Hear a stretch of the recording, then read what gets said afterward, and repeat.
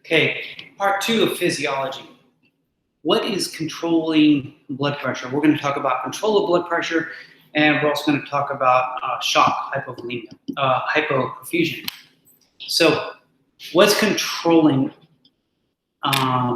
blood pressure? Well, you have the main way to control blood pressure is by, or the quickest way, is by vasoconstriction, constricting the smooth muscle in your arteries and arterioles. So this is going to seem similar to control of heart rate because the receptors are similar. You have proprioreceptors that are monitoring limb movements, and you have baroreceptors monitoring pressure, and you have chemoreceptors monitoring chemicals.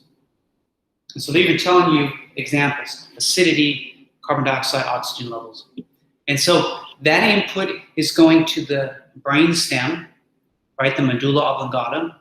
And by the way, don't forget, the brain stem and the spinal cord, you should look at it as like a brain. It's the brain in your back. It's not like a separate thing, right? It's just a continuation of your brain. It's the same, it's pretty much the same type of material with the same coverings and everything. So anyway, your brain stem, the medulla oblongata, is the control. So the blue lines here are the inputs, and then the red lines are the outputs. And one output, we've already talked about these two. You have parasympathetic stimulation from the 10th cranial nerve, and you have sympathetic stimulation from cardiac nerves, and then those are both for your heart. And then you have sympathetic stimulation also going to the smooth muscle in your blood vessels, which will cause vasoconstriction, and that's going to raise blood pressure.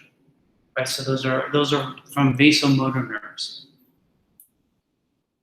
So here it is, same thing, right? This is showing input because there is some of the receptors. The receptors, if you remember, you find more of them in your aorta, in your carotid artery. Right, so here we are in the carotid body, aorta. You find these receptors. There is the input going to the medulla, and then in there in red is output. This one is for heart rate. It's going to the SA node, so that's going to increase heart rate. But this one down here is going to the spinal cord, and then that's going to go out to your blood vessels. And that's going to cause vasoconstriction. So sympathetic stimulation causes vasoconstriction.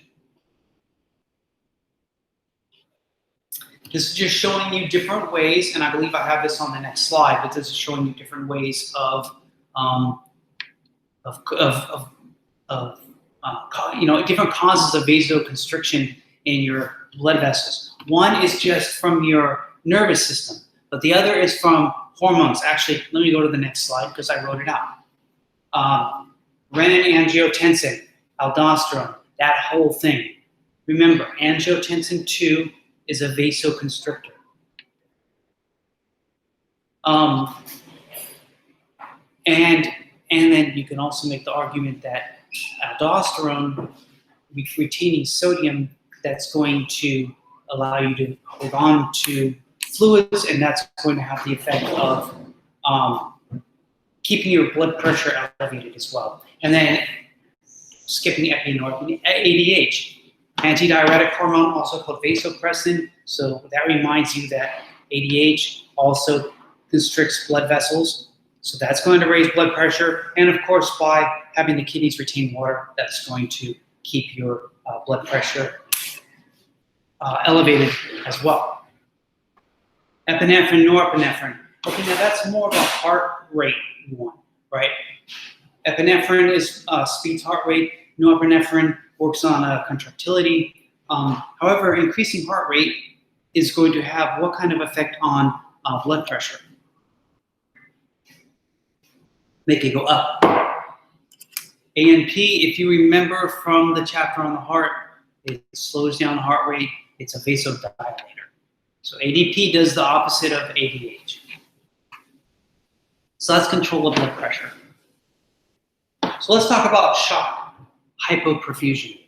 Shock is the inability of the body to deliver oxygen to the tissues. That's mostly, not always, that's mostly going to happen because of low blood pressure. So all of these 4 things that I put here, and I didn't put all of the types of shock because I don't have septic shock in here, for example, but I have a good number of them. These all result in low blood pressure. And the first is kind of an obvious one, hypovolemic shock, decreased blood volume. So decreased blood. The less blood you have in your body, the lower the blood volume. Lower the blood volume, lower the blood pressure. Lower the blood pressure, less oxygen that's going to be delivered, right? So why would you have this state? One, sodium deficiency. A lot of people take diuretics, Lasix. People take steroids. This could happen with, well, actually, no, it doesn't really happen so much with steroids, but this could happen with laxative use. Dehydration, just simple dehydration. Right, so this all causes hypovolemic shock. You'll notice it shocks since we're talking about blood pressure. Blood pressure is like, I keep saying 120 over 180. It's never that, but just to give you a rough idea. So if you were to see lower numbers, something like 90 over 70, right, or 100 over 80, right? First of all, the numbers are low, and second, the systolic and diastolic are a lot closer together. That's kind of one sign of shock.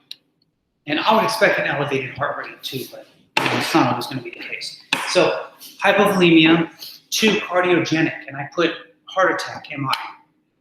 Right? A heart attack is going to mess up your heart. When your heart's messed up, you're not pumping blood around like you should, blood pressure goes down. You could have obstructive shock. So pulmonary embolism is a good example of that. Some kind of clot gets stuck in the lungs that stops the movement of blood through the pulmonary circulation. That's going to cause shock. And then 4th, vascular, or some people call it neurogenic. An example of that is inappropriate vasodilation. So let's say I get stung, right, by a bee.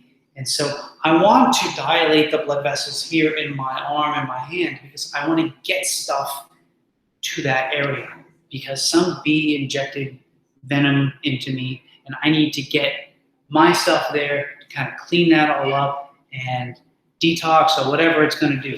So I want to dilate these blood vessels and I want to have increased permeability. That's what inflammation is.